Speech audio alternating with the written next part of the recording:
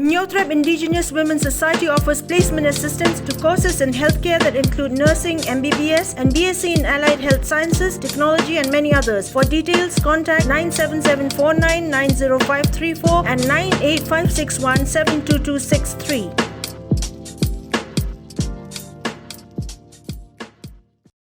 The Meghalaya SSA School Association, under the leadership of its president, Aristotle RYMBAI, held a press conference on the 23rd of November to inform about the apathy of the state government towards grievances of the teachers. Speaking to newspersons, Aristotle RYMBAI said that the Sarva Shiksha Abhiyan is a flagship program of the central government, wherein one of the clauses clearly states that 90% of salary of teachers would be borne by the central government, while the balance of 10% would be borne by the state government.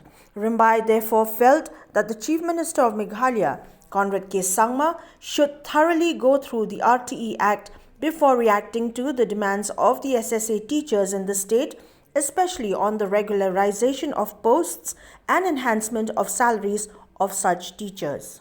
This funding pattern 90:10, there are certain norms which state needs to be followed. Okay, especially after the implementation of Samagra Shiksha Abhiyan in 2018, when the three national flagship program, the government of India merged them together. That is SSA, RMSA, and Teachers Education. Okay, they merged them together and give the name by Samagra Shiksha Abhiyan.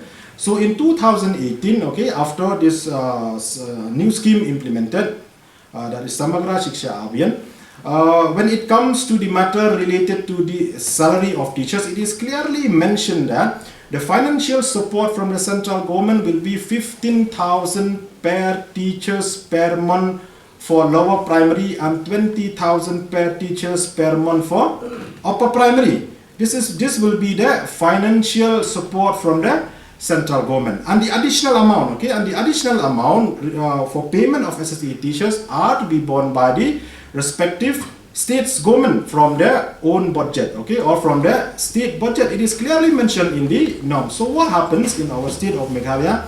As we all know, our salary is rupees 19,044 for lower primary and rupees 20,493 for upper primary teachers.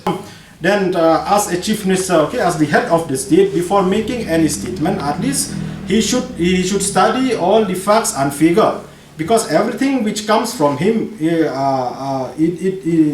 according to us, it is a final decision of the government, because it is a statement come from the Honorable Chief Minister. So we request the Chief Minister, before making any statement, please study the rules and norms what that is says. Number two, we from the association, we demand from the Chief Minister, in order to cement his stand, okay, that he have not received any letter from the central government, so on and so forth. Added to that, he's mentioned that it is not the duty of the state government to regularize the service of SSA teachers.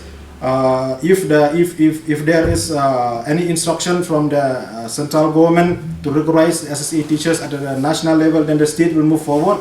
So we demand from the Chief Minister to come out with facts and figure in hard paper, not by just saying in through press or media. We demand from the Chief Minister to come out with facts and figure. Let him justify his stand that there is no such rule which stated that teachers are under the domains of the state government. The Honorable Chief Minister keep on saying that they put education as a priority. So when it comes to our case, it seems that it is just saying that education is a priority, whereas in action it is zero. Why I'm saying this? Because see, we have seen that there are many festivals organized by the state government. Okay, so instead of organizing this festival, they can pay our SSA teachers' salary if it's a priority.